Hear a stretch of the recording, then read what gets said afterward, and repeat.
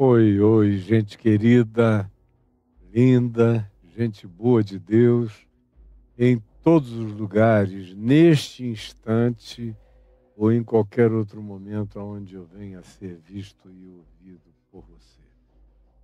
Eu tenho uma única oração, é aquela que pede que o Senhor abra o nosso entendimento, nosso coração e nos dê avidez pela compreensão e discernimento da verdade e nos dê a fé que atua pelo amor para a prática do Evangelho. Porque o Evangelho só se mostra real quando praticado em fé e em amor por nós de todo o coração. É assim que eu começo o dia de hoje pedindo a Deus, ao Espírito do Senhor, ao Cristo eterno e ressuscitado presente entre nós que se manifeste. A mim enquanto falo e a você enquanto me ouve. Nós ontem, no capítulo 12, já estamos vindo daquele contexto mais amplo do capítulo 11, da gratidão de Jesus pelos pequeninos. Eu já expliquei em diversas circunstâncias diferentes quem são esses pequeninos e por que que eles recebem compreensão, revelação, graça e entendimento com muito mais facilidade do que os sábios e os entendidos. O que significam esses sábios e entendidos? E nesse contexto aqui, Jesus não estava se referindo de maneira imediata aos filósofos gregos, nem aos sábios de qualquer um outro lugar da terra, mas antes de tudo ele está se referindo àqueles que de maneira imediata eram os que se julgavam sábios, entendidos na lei de Moisés, na Torá, na compreensão de Deus, e são esses que não entendem nada. Os filósofos e os pensadores e os sábios do mundo greco-romano posteriormente vão se mostrar muito mais compreensivos, ávidos e interessados e com potencial de compreensão do que esses sábios entendidos do sinédrio, do templo, das seitas de Israel, dos sacerdotes e de todos esses que se ufanavam de serem realmente os que sabiam de Deus e das coisas de Deus no mundo. Como eles são os últimos a compreenderem, se é que um dia compreendem alguma coisa. E aí a gente viu que, após dizer isso, Jesus convida a todos, os que não se sentem, não se sabem, não se arrogam como sábios e entendidos, mas que são os cansados e sobrecarregados. Ele diz: venham e eu vos aliviarei. Troquem esse peso esmagador e acachapante da religião pelo meu fardo, o Evangelho, que tem um único mandamento, que é amor. E vejam como ele é praticável.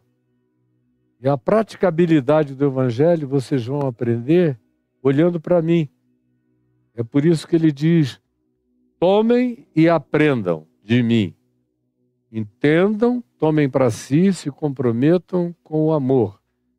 E esses mandamentos do amor não são penosos, como diz o apóstolo João na primeira epístola, capítulo 5, não são penosos.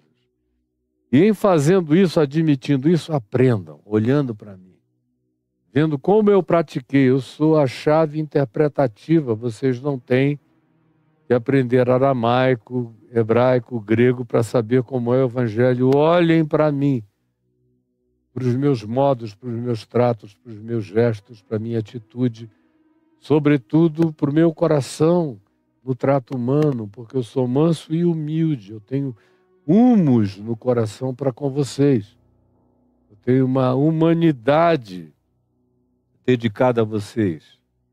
Ontem a gente viu como a palavra humanidade também decorre de humus. Não só a palavra humanidade decorre de humus, mas a palavra humildade, que é a ensinabilidade, é ter um coração onde há uma fertilidade para a semente da verdade. A umidade também procede de humus, essa palavra, que garante a ambiência adequada à frutificação, à abertura e ao crescimento dessa semente. E mais do que isso, de humus também vem a palavra humor, porque é preciso ter um humor que agrade a Deus. Esses indivíduos aqui, os sábios entendidos, os fariseus, os religiosos, esses e aqueles, são os que Jesus já disse antes, vocês já me acompanharam, quando Jesus disse: o humor de vocês, nem Deus suporta, nem Deus pode dar jeito a vocês, vocês não aceitam nenhuma propositura. Quando veio João Batista, convidou vocês para brincarem de chorar e de enterro, vocês não quiseram. Veio o Filho do Homem, que convida vocês a se alegrarem no reino de Deus, e vocês me chamam de glutão, bebedor de vinho, amigo de publicanos e pecadores, porque o humor de vocês é insuportável. Então, aprendam de mim o humor que favorece ter um coração manso e irrigável, onde a semente do Evangelho cresce e dá fruto. E em fazendo isso, vocês vão encontrar essa sombra, esse descanso em vocês mesmos, esse refúgio, meu em vocês e de vocês em mim. Achareis descanso para as vossas almas, porque o meu jugo é suave e o meu fardo é leve. E aí, eu disse a vocês, e ontem repeti outra vez, que começam as demonstrações disso. Veio o primeiro sábado depois dessa declaração, e vem o dilema, o conflito dos fariseus contra Jesus e os discípulos dele nos trigais. Aí vocês viram como Jesus diz: vocês não entendem nada. Vocês não percebem nem a sutileza do que aconteceu com Davi. Como ele transgrediu a lei de Moisés em favor de um princípio superior, que é o da vida. E os meus discípulos só estão comendo desses campos porque estão com fome. É um princípio superior contemplado até em Deuteronômio 23, 25. Vocês não entendem? Ou no caso dos sacerdotes, que no dia de sábado se esfolam de trabalhar e não transgridem o sábado, porque estão a serviço de um bem maior, supostamente. Portanto, foi o sábado que foi feito para o homem e não o homem para o sábado. Aí vem o próximo sábado. O mesmo tema volta.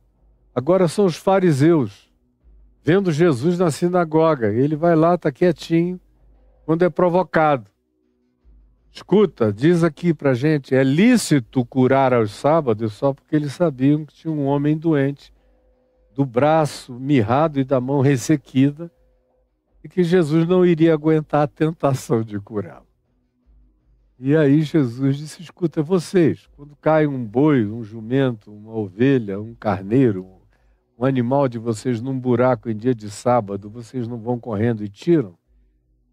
Não é nem por carinho ou por amor, é por ganância financeira, porque é uma commodity que custa caro, mas vocês não vão e tiram, a pretexto de que estão salvando a vida. Então, parem de me perguntar essas loucuras. Vocês mesmos sabem como é que isso funciona quando se trata de comparar a legislação do sábado em relação à fome humana, à carência humana, à doença humana, à miséria humana, e curou o homem.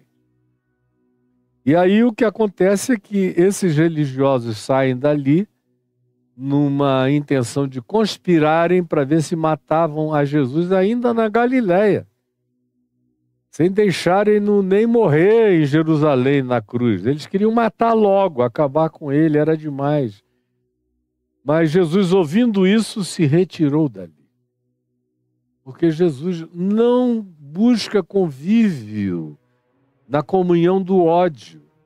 Ele busca comunhão com gente que carrega aceitação, acolhimento, prazer, e que com sinceridade traz a sua falência diante de Deus, cansados e sobrecarregados, buscando alívio.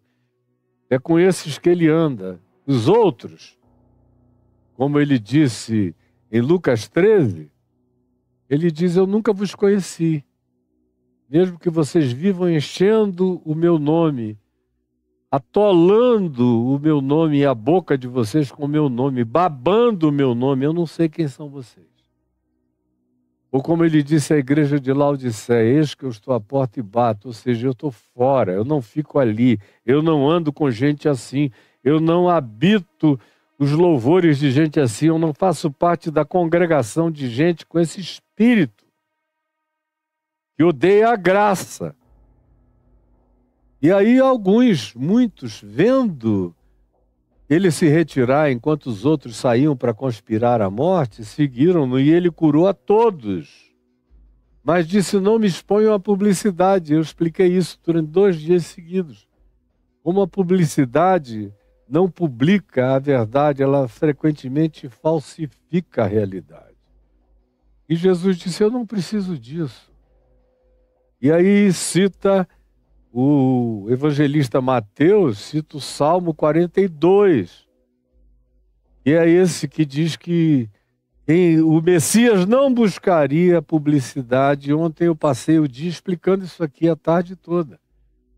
Quem lembra do dia de ontem, lembra das aplicações de quem é Jesus, de acordo com Isaías 42, e como Mateus entendeu o que ele viera fazer naquele ambiente. Ele estava vendo o bastante da prática desse, em quem o Pai fez repousar o seu Espírito, que anunciaria a justiça justificadora de Deus aos gentios, que não viveria para contender teologia nem religião com ninguém, não iria se impor pela gritaria, ninguém iria vê-lo tentando ser oportunista, escolhendo os lugares públicos com muita gente para fazer o alarde de qualquer natureza de fanfarrismo, tanto quanto não esmagaria quem já estava esmagado, não apagaria a esperança dos que já estavam apagados, não abateria o coração que já estava de todo cansado, desesperado, desanimado. Ao contrário, colocaria sobre essas pessoas o poder de se tornarem vencedores pela compreensão da justiça justificadora de Deus em Cristo Jesus, e diz que é no nome dele que eu esperaria. Gente como eu, que nasceu sem pedigree, do gene de Abraão, do DNA dos judeus, que a graça de Deus, sobretudo, acima de tudo, antes de tudo, para além de tudo, estender-se-ia para o mundo inteiro e não ficaria jamais confinada. Nem a geopolítica, nem a religião, nem aos sacrifícios, nem aos ensinos, nem à legislação, nem aos sacerdócios, nem aos cultos programados, escritos, liturgizados por Moisés e pela Torá. Ao contrário, ele vinha inaugurar uma outra ordem superior, universal, para toda a gente, a ordem de Melquisedeque. E aí nós vimos também que lhe trouxeram um endemoninhado, cego e mudo. Eu terminei o dia de ontem falando sobre isso e levei você comigo até o final do verso 24. E diz que Jesus curou o cego e mudo, ele voltou a ver e a falar. Eu expliquei o processo neural do que aconteceu e como a maioria dos que pensam que já viram algum processo endemoninhado na vida não tem a menor ideia do que seja isso, porque o que vocês veem aí nas televisões e nos programas é tudo fajuto, é gente que é contratada por agências de publicidade para fazer papel de endemoninhado. Eu sei porque eu conheço vários. Vocês não sabem nem o que é isso. E os psiquiatras, psicólogos ou neurologistas que assistem na televisão e que depois desprezam com toda a razão, ficam pensando que aquilo é o que Jesus pensava que fosse possesso endemoniado. Não, isso é o que os evangélicos mentirosos, pentecostais danosos, perversos, enganadores, oferecem como fajutice da pior qualidade para enganar gente incauta como você. Mas no Evangelho, endemoninhado era uma outra coisa muito, muito grave e séria. Quem me assistiu ontem, está tudo gravado aí, entendeu. Mas os fariseus, ouvindo a multidão perguntar, escuta, esse aí será, porventura, o Messias? Quando eles ouviram que o que Jesus fazia tinha provocado essa pergunta, eles ficaram com ódio. Ouvindo isto, murmuravam.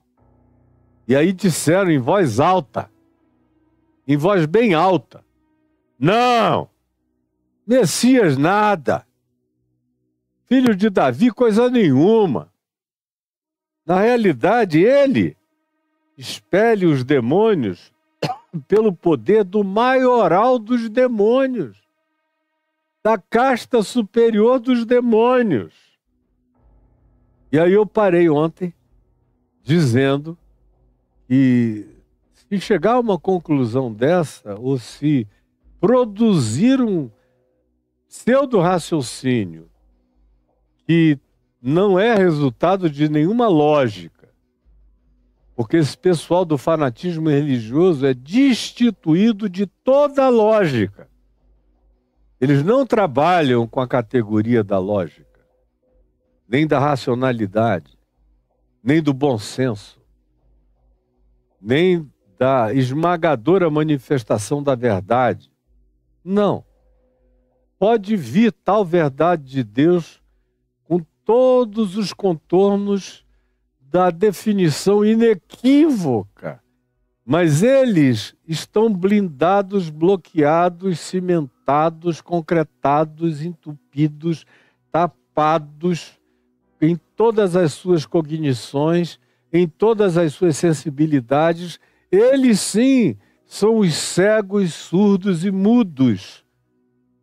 E que pior do que isso, ficaram destituídos de coração, de carne, e adotaram para si mesmos o empedernimento de um coração de pedra.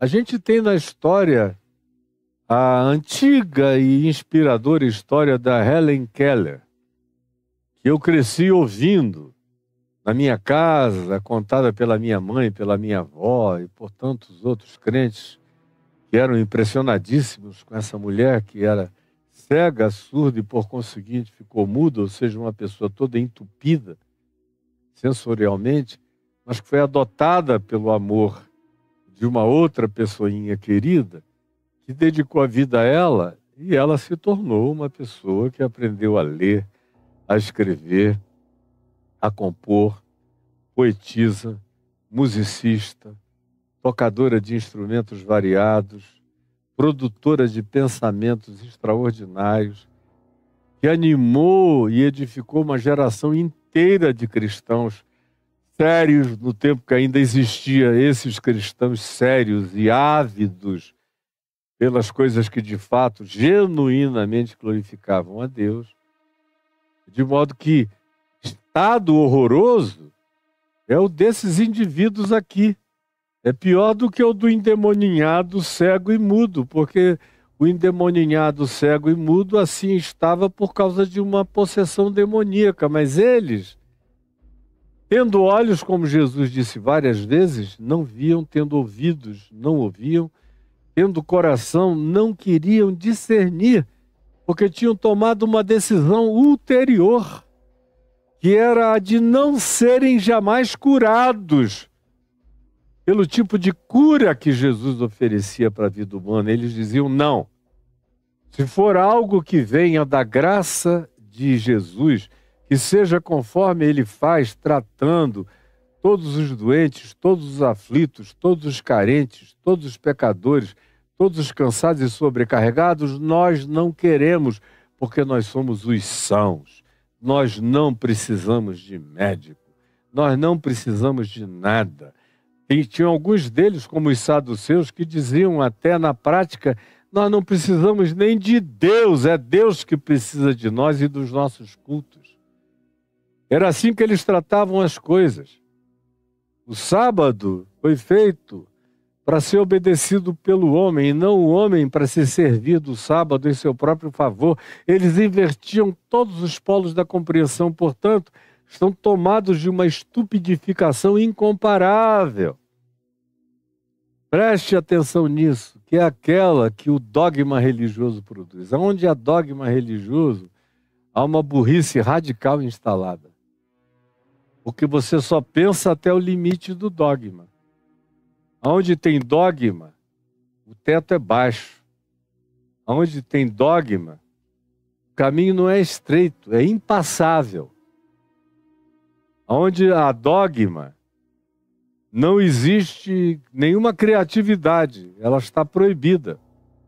Onde existe o dogma doutrinário, não existe nenhum espírito de revelação, de percepção, de compreensão, de alguma coisa mais profunda e nova, porque o dogma associado à doutrinação fecha um sistema impeditivo de qualquer nova conclusão, de qualquer saúde racional, de qualquer culto racional, de qualquer transformação e renovação da mente, como Paulo propõe em Romanos 12, de qualquer inconformação com este século, seja o século secular, ou seja, o século religioso.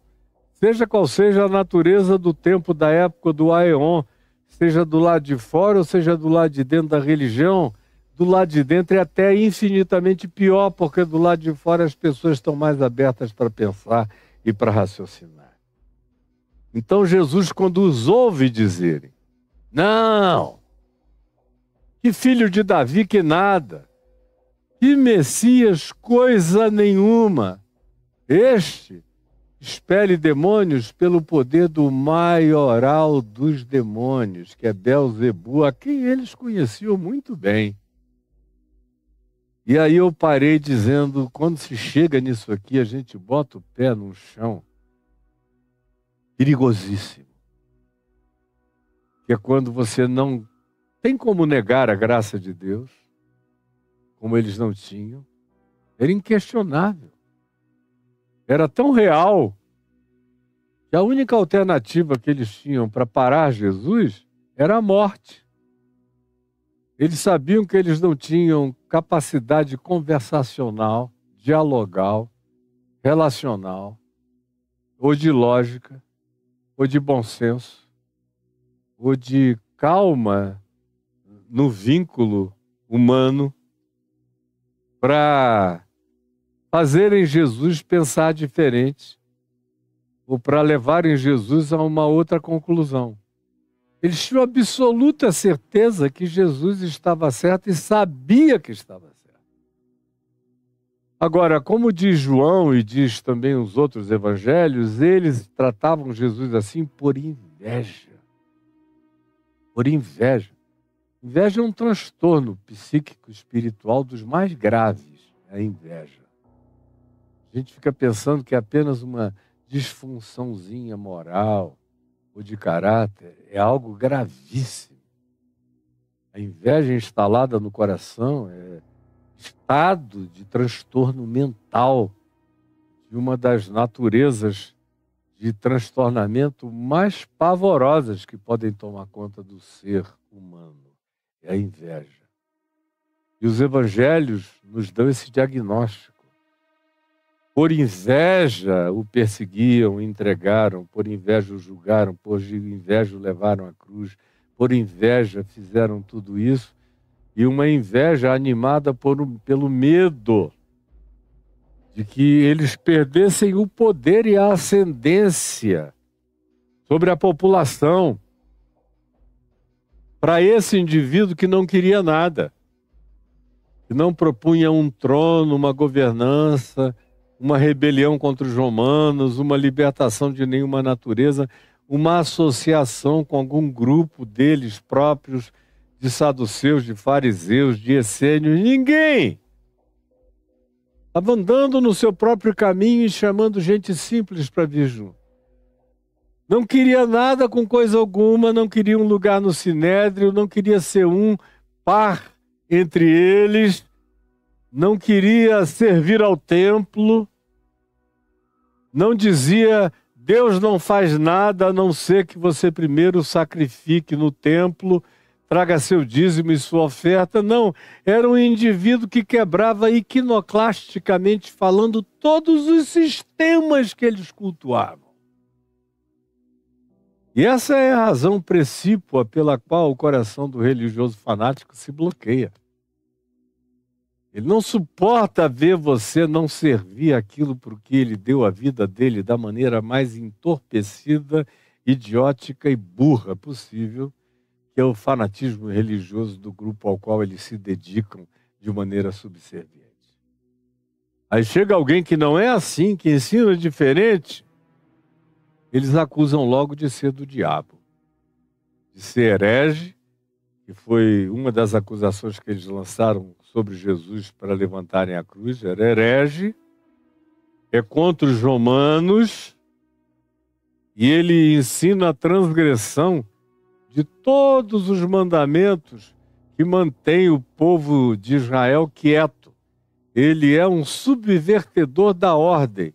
Se o povo o seguir, vocês vão ver então uma sublevação que vai se levantar contra os romanos. Essa era a argumentação que os de Jerusalém, os sumos sacerdotes e o sinédrio criavam para vender para os romanos. Foi o que eles acabaram fazendo até constranger Pilatos, a um ponto em que Pilatos, não crendo em nada daquilo, teve que se submeter para diminuir e aplacar a possibilidade de que houvesse uma sublevação horrorosa e que podia fazer Pilatos até perder o seu posto, substituído por Tibério César, o imperador em Roma.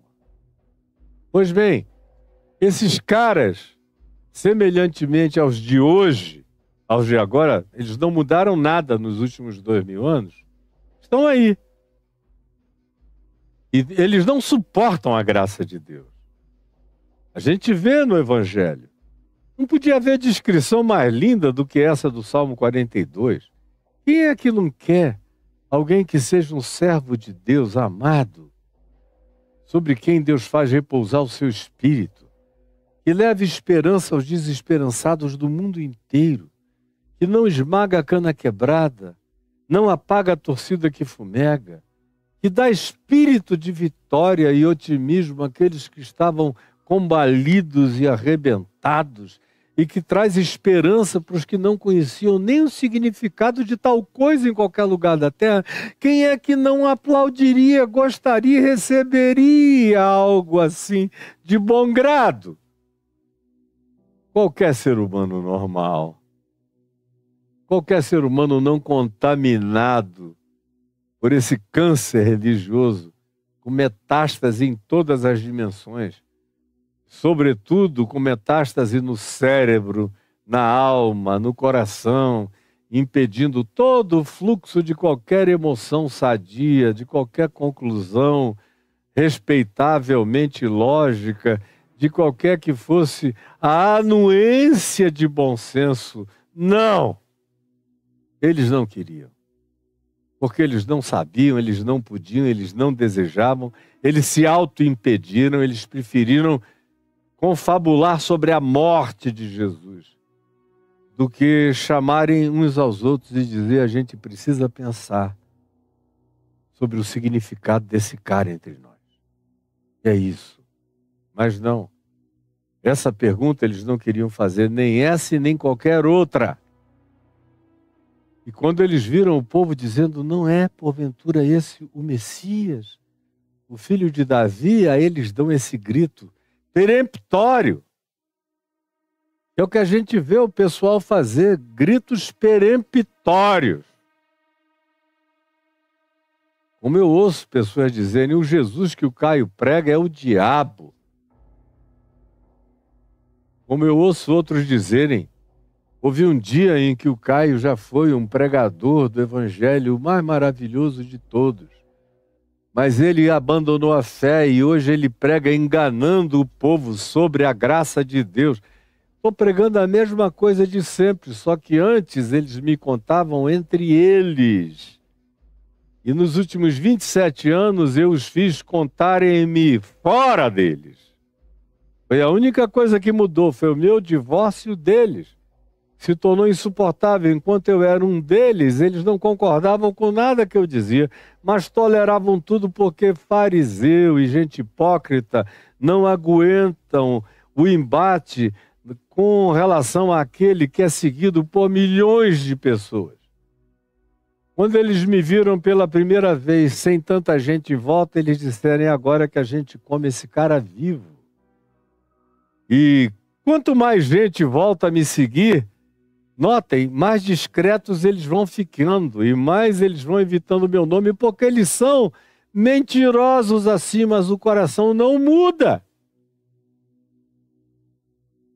Lá, quando você conversa com eles no particular, eles continuam dizendo que uma pessoa que só prega o Evangelho, que faz tudo que Jesus mandou fazer, que repete Jesus, que vive Jesus, que respira Jesus, que é imagem e semelhança de Jesus, que deixa as pessoas grávidas de amor por Jesus quando te conhecem e quando te ouvem, é o inimigo supremo da vida deles.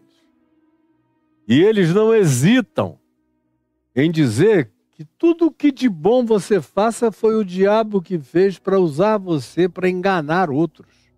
Milhões. Ou não me diga que você nunca ouviu isso e não vê isso toda hora, em todo lugar. É claro que você vê.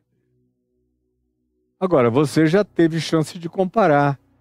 Antes, você estava seguindo ao exército dos fariseus, dos saduceus, dos religiosos fanáticos e mentirosos.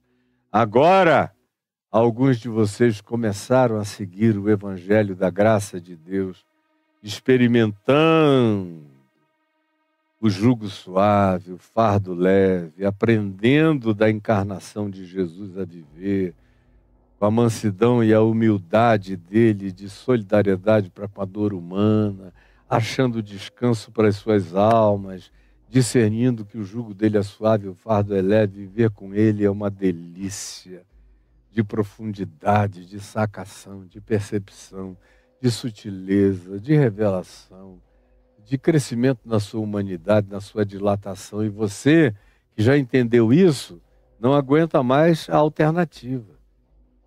Mas tem muita gente que ainda não passou da outra prática para esta. Esses ainda estão doentes de ódio e de raiva. Chegam só para escrever blasfêmias e maledicências. Cada dia diminui mais esse grupo, porque aumenta o grupo dos que dizem: aqui não. Mas vocês sabem muito bem como é que funciona. Esse é um terreno perigosíssimo e quem diz não sou eu.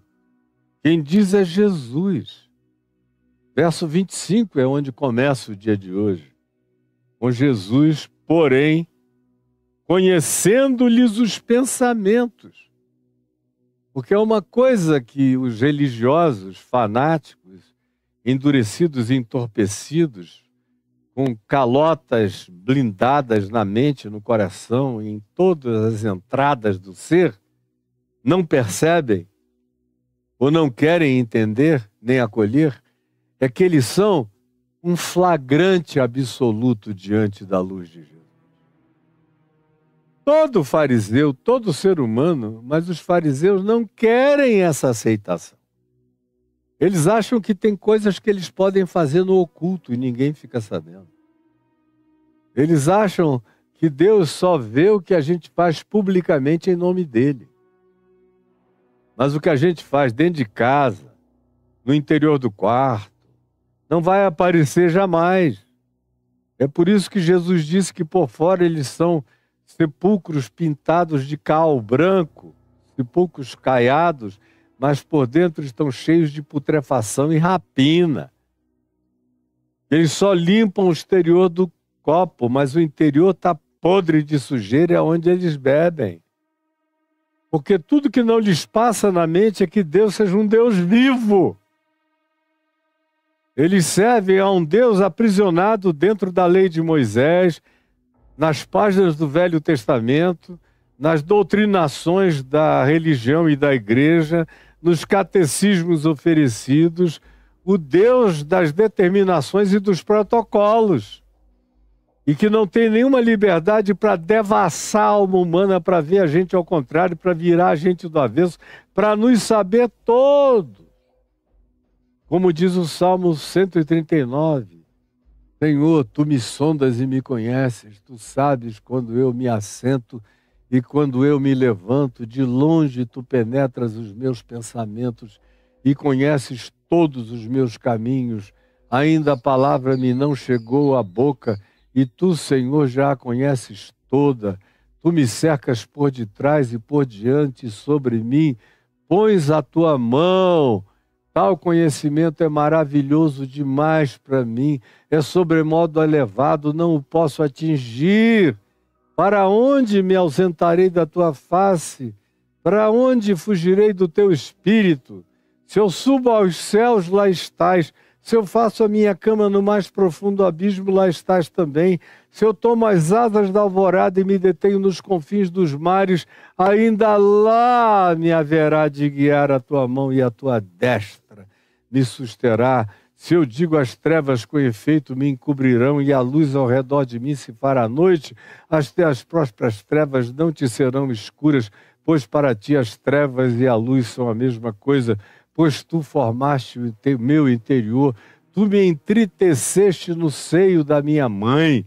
Tal conhecimento é maravilhoso demais para mim, é sobremodo elevado, não o posso atingir. E aí vai, por aí vai, eu podia citar o Salmo inteiro, mostrando, não só nesse Salmo 139, mas em toda a Escritura, como nós somos flagrantes absolutos diante de Deus.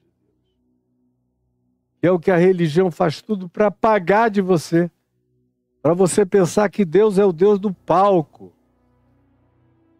Deus não é nem o Deus dos bastidores, antes do culto começar, onde vocês falam todos os palavrões, se xingam, brigam, botam os seus ódios e competições e disputas para o lado de fora para chegar lá depois, dizendo aleluia, glória a Deus, tudo patético. Se você é assim, saiba, você é patético aos olhos daquele que te vê ao contrário. Por isso o que eles disseram aqui é horroroso. E Jesus, conhecendo-lhes os pensamentos, disse, cuidado. Cuidado, por várias razões. Ele vai dar a última razão lá na frente, que é a razão conclusiva. A primeira razão que ele dá é de natureza estratégica. Ele ainda faz esse favor estratégico de ajudá-los a pensar de modo inteligente. Escuta, se eu estou expelindo demônios pelo poder de Belzebu, o que vocês estão declarando é que Satanás está dividido. Está dividido, porque se eu sou o principal representante da casta maior de Satanás, e estou expulsando demônios vinculados a Satanás, eu estou provocando uma guerra civil. E todo reino dividido contra si mesmo vai ficar deserto. A civilização humana dá testemunho de todos os reinos que entraram em estado de guerra civil e autofagia de um povo guerreando contra ele próprio. Se atrasou, se destruiu até que se acabou.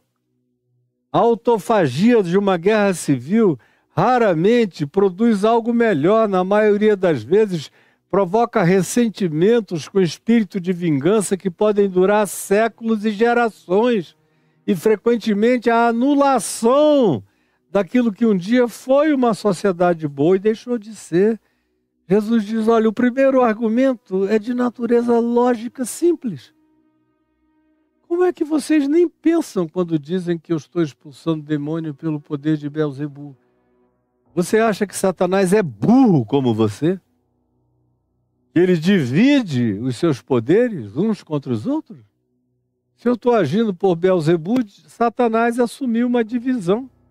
Eu estou expulsando outros demônios, ou seja, o reino de Satanás ficou num estado de conflagração, de guerra civil e de autofagia demoníaca. Vocês não entendem que nem sob esse argumento o que vocês estão dizendo tem qualquer sentido?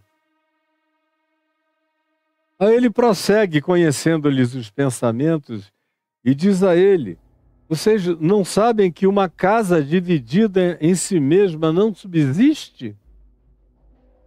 Num outro texto, aqui em Marcos 3, em Lucas 11, que conta a mesma história, o mesmo desenvolvimento, os mesmos elementos lógicos, ele diz o seguinte, usando uma outra imagem: vocês não sabem que uma casa construída sobre ela própria, sem fundação, que aguente os 2 andares, vai cair sobre si mesma? E ele usa os argumentos que mostram que a casa dividida em si mesma não subsiste, ou como querer colocar uma coisa sobre a outra sem a devida estrutura, faz-se perder tudo o que se estava erigindo. Aí ele conclui no verso 26, se Satanás fosse idiota como vocês, se Satanás espelha Satanás, prestem atenção, vocês são pavorosamente patéticos. Todo o seu reino estaria dividido. Se Satanás luta contra Satanás, dividido está ele contra ele próprio. Ele entrou naquela comédia do Jim Carrey, Eu Mesmo e Irene, ou várias outras em que ele não consegue controlar a si mesmo, bate em si próprio, enfim, é o inimigo, o pior inimigo dele mesmo. Chega a ser uma cena cômica. Satanás lutando contra Satanás para agradar ao pensamento estupidificado dos fariseus. E Jesus prossegue: como é que subsistiria o reino do diabo se ele tivesse uma atitude semelhante à de vocês, que são capazes de matarem-se uns aos outros por invejas horrorosas e inexplicáveis? Satanás é melhor do que vocês na lógica que ele usa, mas infinitamente melhor do que qualquer dogmatista religioso. E se eu expulso os demônios por Beelzebu, agora é Jesus falando de si mesmo, se eu expulso, por quem expulsam os filhos de vocês? Mostrando que nos dias de Jesus havia pessoas que faziam exorcismos. Antes mesmo de Jesus nascer, já tinha gente que praticava exorcismo em nome do Deus de Israel. Não era algo que Jesus inaugurou como era. E ele deixa claro que se eu estou expulsando demônios pelo poder de Beelzebu, então me explica uma coisa. Os filhos de vocês, os que praticam isso, estão expulsando os mesmos demônios também sobre o poder de Beelzebu? Vocês não admitem que possa haver e que deva haver e precise haver e só haja se for assim. A expulsão de demônios só vai acontecer genuinamente, não de Satanás contra Satanás, mas do poder de Deus visitando os carentes e libertando-os do poder maligno. Se eu estou expulsando demônios pelo poder de Beelzebu, então os filhos de vocês estão expulsando como? E se vocês aplicam essa lógica a mim, é a prática dos filhos de vocês que recai sobre juízo contra vocês, porque se eu faço isso pelo poder de Beelzebu, pelo poder de quem fazem os filhos de vocês? E se vocês não podem também dizer que é pelo poder de Beelzebu que eles expulsam os demônios, eles se tornam os juízes de vocês mesmos, mas vocês não pensam nem para ver as consequências do que vocês declaram dogmática e estupidamente. E aí ele diz no verso 28, se porém eu expulso demônios pelo Espírito de Deus, e é pelo Espírito de Deus, o Espírito do Senhor está sobre mim, pelo que me ungiu para libertar, para deixar os cativos livres, para pôr em liberdade os oprimidos, para quebrar os grilhões demoníacos e de todas as naturezas. Enfim, se porém eu expulso os demônios pelo Espírito de Deus, e vocês sabem que é o Espírito de Deus que está em mim, certamente é chegado o reino de Deus sobre vós. E João Batista já tinha anunciado, o reino de Deus chegou, está à mão. Como eu tenho anunciado, o reino de Deus está aqui para quem quiser, para quem vier, para quem abrir o coração e sentimentos, os ódios, e largar os ódios e abraçar o acolhimento no amor. Ou como pode alguém entrar na casa de um ser humano valente, que não tem medo de ladrão, nem de assaltante, nem de demônio, nem de diabo, nem de assombração, nem de poder humano ou maligno de nenhuma natureza? Como é que pode alguém entrar na casa de um ser humano despojado de medo e roubar-lhe os bens sem primeiro amarrá-lo, surpreendê-lo, paralisá-lo, amarrá-lo todo para então lhe saquear a casa? Se vocês estão me vendo expulsar esses demônios no coração de alguém que era habitado por um ente valentíssimo que é Satanás, é um bicho valente que desafia Deus, a graça de Deus, a misericórdia de Deus, a bondade de Deus, as curas divinas, a intenção libertadora do Espírito Santo. Ele antagoniza, ele trabalha contra isso tudo, porque ele é um valente muito bem armado, que guarda aquilo que ele dominou, que ele controlou com toda a veemência e força dos seus poderes malignos e demoníacos. Vocês não acham que se eu expulso demônios, eu tenho um poder maior do que o de Belzebu?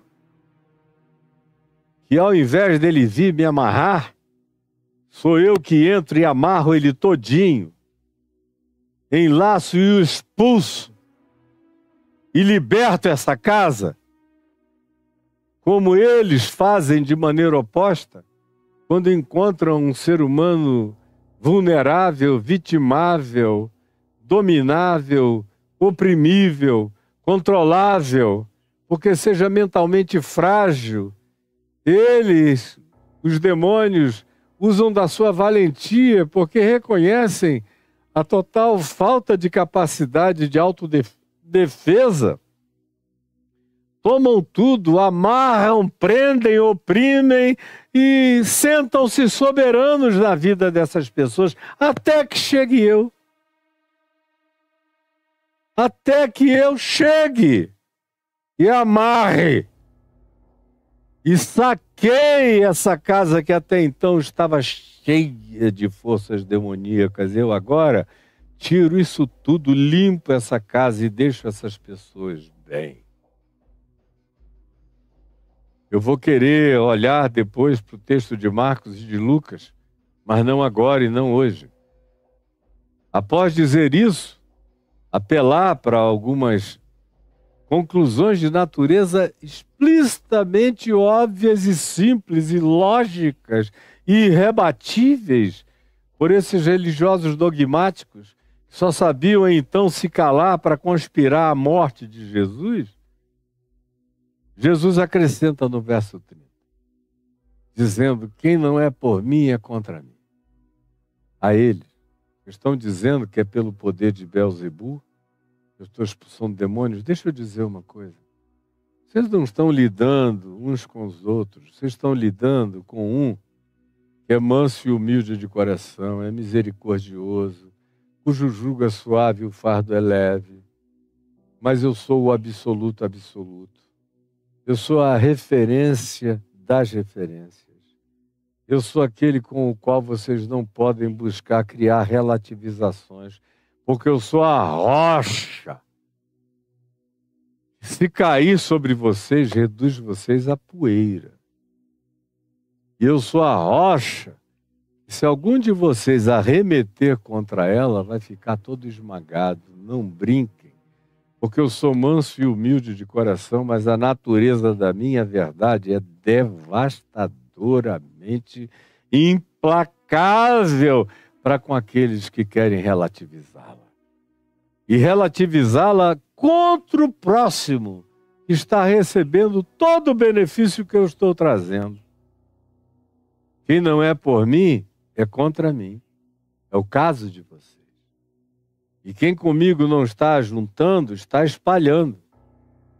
Não é a mesma coisa com a igreja, que foi o que, de fato, João veio a dizer para Jesus, um dia depois de voltarem de uma das campanhas onde Jesus os havia enviado para pregar de aldeia em aldeia. João voltou dizendo: Senhor, nós encontramos um cara por aí que expele demônios em teu nome e ensina o que tu estás ensinando. Mas ele não anda com a gente, não faz parte do nosso grupo, da nossa assembleia, da nossa congregaçãozinha privilegiada. E nós o proibimos de falar em teu nome, de expulsar demônios em teu nome, só porque ele não faz parte da nossa congregação. E Jesus disse: não façam isso. Não lhe proibais, porque vocês não são a medida de todas as coisas. Eu sou, vocês não. Eu sou, a igreja não. A igreja é relativa. O único absoluto aqui sou eu. Eu é que posso dizer: quem não é por mim é contra mim, quem comigo não ajunta espalha. Vocês jamais. O homem está pregando em meu nome, expulsando demônios em meu nome, ele está em meu favor. Em relação a vocês, o que eu quero dizer é o seguinte: quem não é contra vocês já está em favor de vocês. Por isso, não pensem que vocês estão no mundo para serem as referências absolutas de nada. Caminhem com humildade relativa em tudo que vocês virem, porque o único que tem a prerrogativa da absolutização declarável sou eu. Vocês, igreja, apóstolos, calados, não atrapalhem o fluxo do reino de Deus. Por isso eu vos declaro, e aí vem essa parte pesadíssima. Todo pecado e blasfêmia serão perdoados aos homens, mas a blasfêmia contra o Espírito Santo não será perdoada. Ele está dizendo aqui, ele está expulsando demônios pelo poder do Espírito de Deus que está sobre ele. O Espírito do Senhor Deus está sobre mim. É o que Isaías 42 diz: eis aí o meu servo em quem fiz repousar o meu Espírito. Ele é o que implementa todas as obras do reino de Deus em meu favor, no meio dos homens. Vocês estão brincando disso?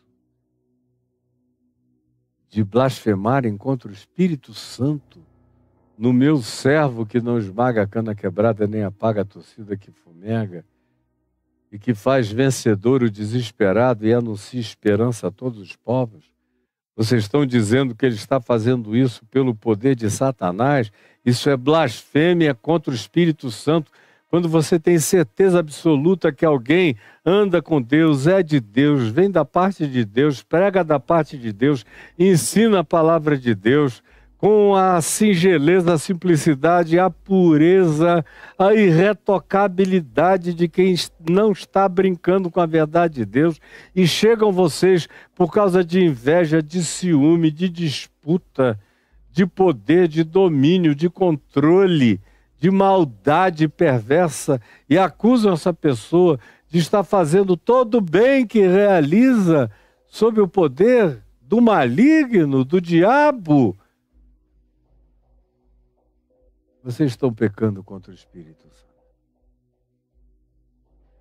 Aí tem um monte de gente agora me dizendo: Caio, será que eu já pequei contra o Espírito Santo e eu estou numa situação de irremediabilidade?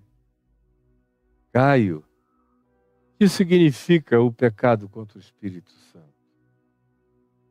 Jesus conclui dizendo o seguinte: se alguém proferir alguma palavra contra o Filho, contra mim, contra o Filho do Homem, isso ser-lhe-á perdoado, porque o Filho do Homem veio para pagar os pecados de todos e para apagar tudo, e para dizer: dos teus pecados eu já nem me lembro mais.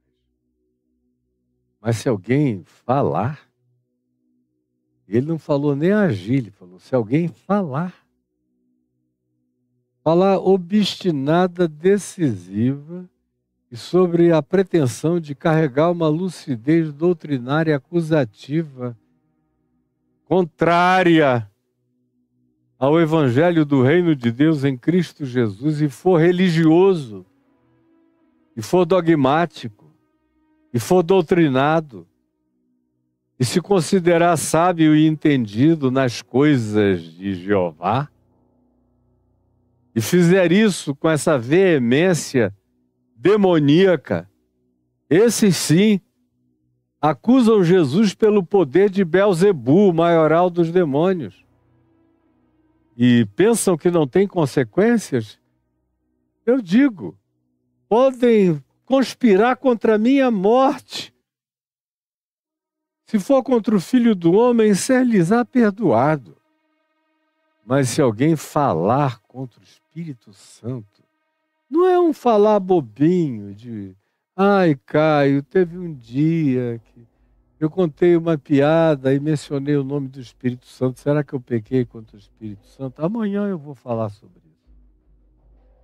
Isso aqui é coisa séria, é da mesmo nível de seriedade que vocês me viram expor até aqui.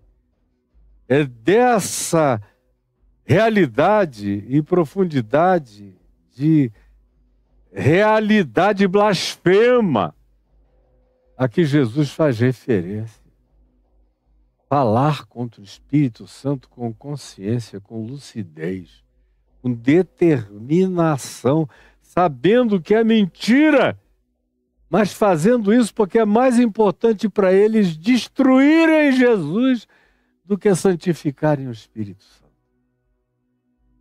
É mais importante para eles destruírem Jesus na graça expandida, atingindo milhões de pessoas que eles não querem sobre elas perder o poder de controle, de domínio, de manipulação, e para não perder isso eles preferem dizer as maiores barbaridades sobre a eficácia do poder de Jesus, dizendo que não é um poder que vem do Espírito de Deus, mas do maioral dos demônios Belzebu, e fazem isso certos de que estão fazendo errado. É um argumento de fake news deliberado, eles sabem qual é a verdade. Como tem um monte de gente que sabe qual é a verdade, a meu respeito, por exemplo, que dizem no particular, indubitavelmente, esse Caio é um homem de Deus. Como tem um dos que mais me agridem e agrediram nos últimos 30 anos, que fala no particular para a família dele. Um cara como esse aí nasce de 200 em 200 anos, mas a prática do ministério dele é contra os meus interesses, então eu vou falar mal dele até morrer. Isso é coisa perigosa. Não quando falam contra mim, mas quando o cara atribui a manifestação da graça abundante de Deus na minha vida, ações de espíritos malignos para enganarem os crentes, e dizem isso aos crentes, eles não sabem em que lugar eles puseram o pé. Se alguém proferir alguma palavra contra o Filho do Homem, ser-lhe-á perdoado. Mas se alguém falar contra o Espírito Santo, não lhe será perdoado, nem agora neste mundo, nem no mundo por vir. Isso é coisa muito séria, você vai ter que fazer uma viagem por dentro do juízo de Deus para entender o significado disso. Porque enquanto esse significado não for compreendido por você, você vai laborar na determinação perversa do que você, sabendo que era o contrário, construiu